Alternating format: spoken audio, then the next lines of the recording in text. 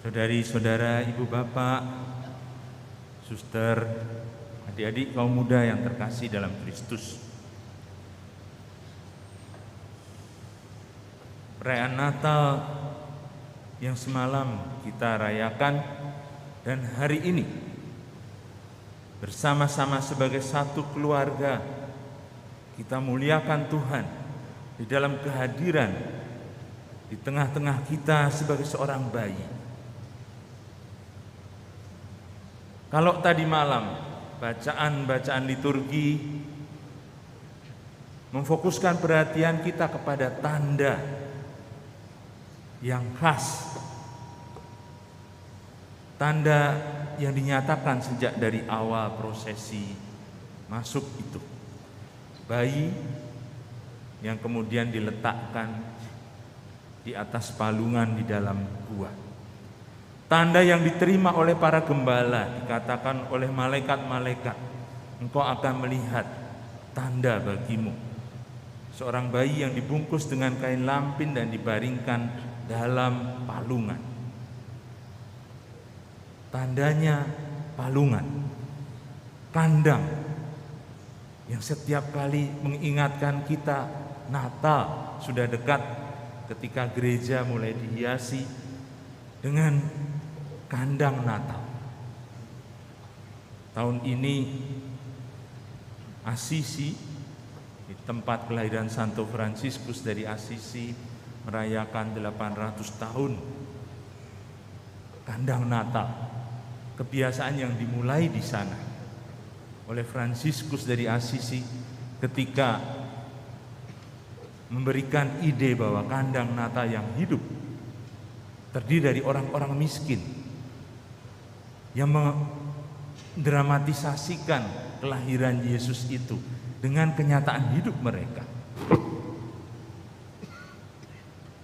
Kandang Natal di mana kita melihat patung-patung yang menunjukkan orang-orang yang dengan rendah hati berdiri dan menyembah di sekitar bayi Yesus yang diletakkan di palungan. Palungan itu tandanya, palungan yang menjadi tempat untuk menerima bayi Yesus yang tidak punya tempat di rumah penginapan. Dikatakan ketika lahir tidak ada tempat bagi mereka di rumah penginapan. Tersentuh hati saya ketika kemarin mendengar cerita Pastor Matius yang merayakan misa di Bergamin sana. Saudara-saudari yang datang terlambat tidak bisa menemukan tempat di katedral ini, dipindahkan ke Bergamin. Di sana ternyata juga sudah penuh. Anak-anak yang belum komuni tidak boleh masuk juga. Benar bahwa di Keuskupan Padang, di paroki kita, katedral ini tidak ada pendaftaran seperti sensus yang dibuat oleh keluarga kudus gitu. Untuk masuk ke gereja harus mendaftar pakai link gitu. Kalau tidak masuk dalam link itu tidak boleh datang ke gereja. Syukur kita, karena ternyata sejauh tempat masih ada, kita tidak menolak orang, tidak menyuruh orang pulang. Memindahkan orang ke gedung Bergamin, di sana sudah ada tempat juga dan ada perayaan 15 menit, 20 menit lebih lambat daripada yang kita mulai di gereja katedral ini. Tapi anak-anak tetap tidak bisa masuk. Di halaman mereka berteriak, "Ma, Natalan ma, ayo kita Natalan." Yesus tidak punya tempat, harus main-main di halaman.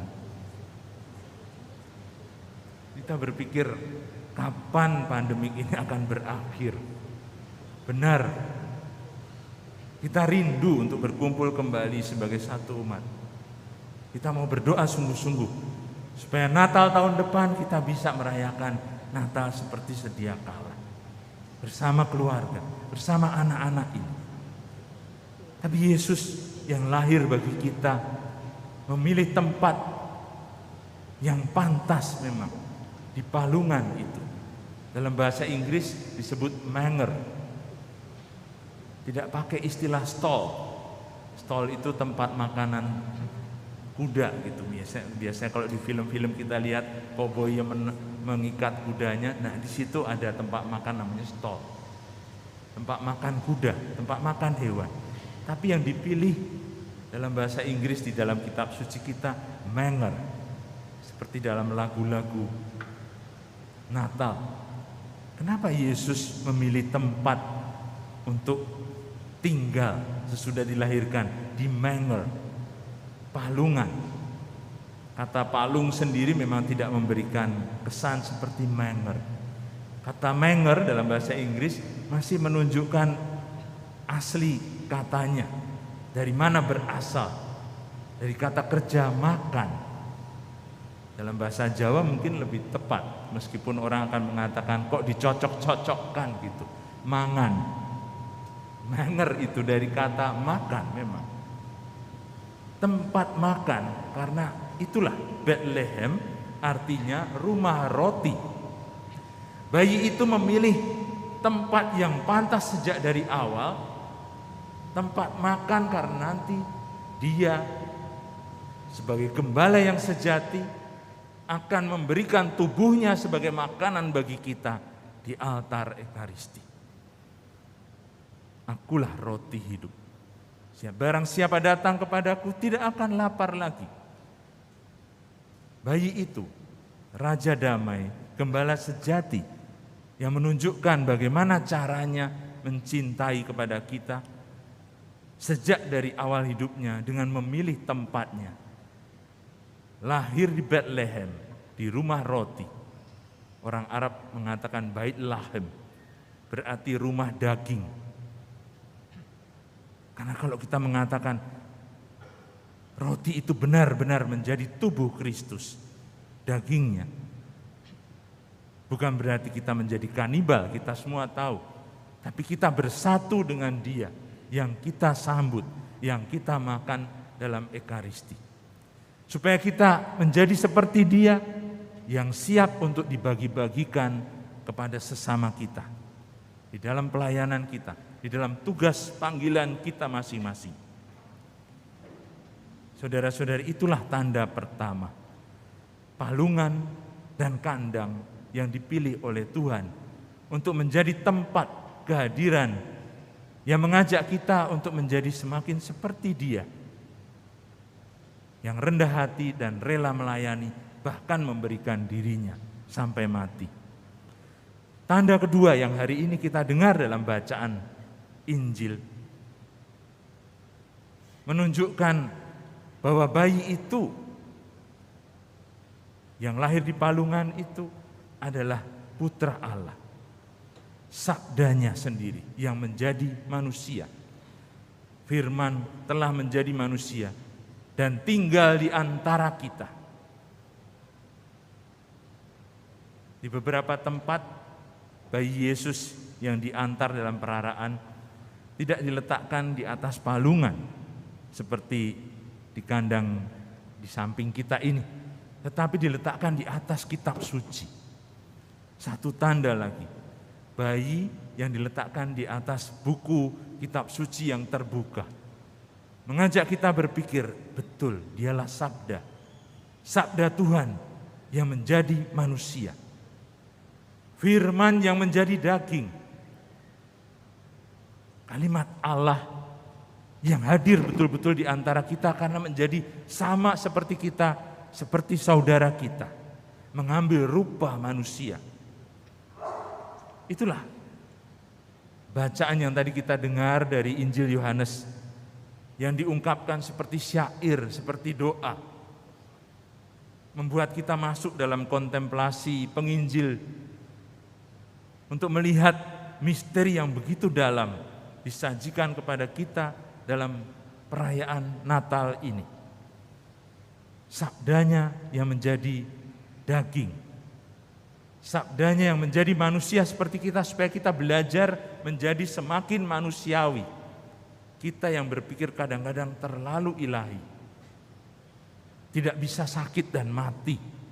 Tapi Dia yang ilahi justru malah memilih menjadi lemah supaya kita belajar mengerti dan memahami keterbatasan kita. Memahami bahwa kita ini meskipun dengan kenyataan kelemahan-kelemahan kita diangkat menjadi anak seperti Dia, Putra Allah yang sudah ada sejak semula. Dikatakan firman itu telah ada sejak awal. Sejak awal mula ketika Allah menciptakan dunia, dengan firman-Nya jadilah terang. Kata yang pertama dikeluarkan dari mulut Allah di dalam kitab suci kita. Ketika dunia belum berbentuk, jadilah terang, dan terang itu jadi. Firman itu terang itu sendiri.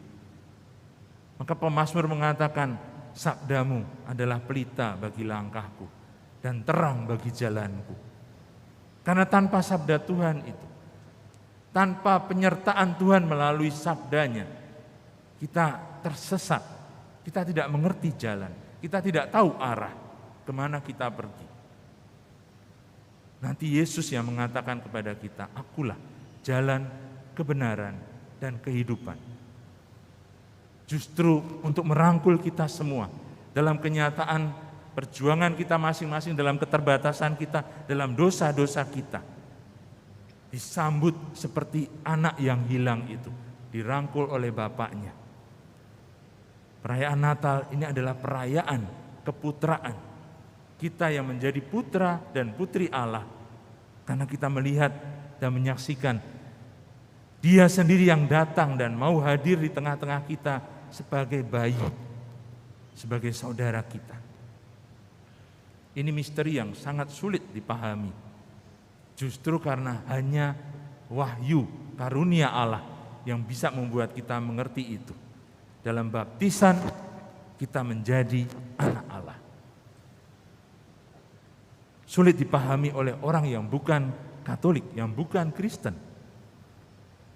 Karena ada surah di dalam Al-Quran, surah kedua dari yang terakhir 112, yang mengatakan Allah tidak beranak.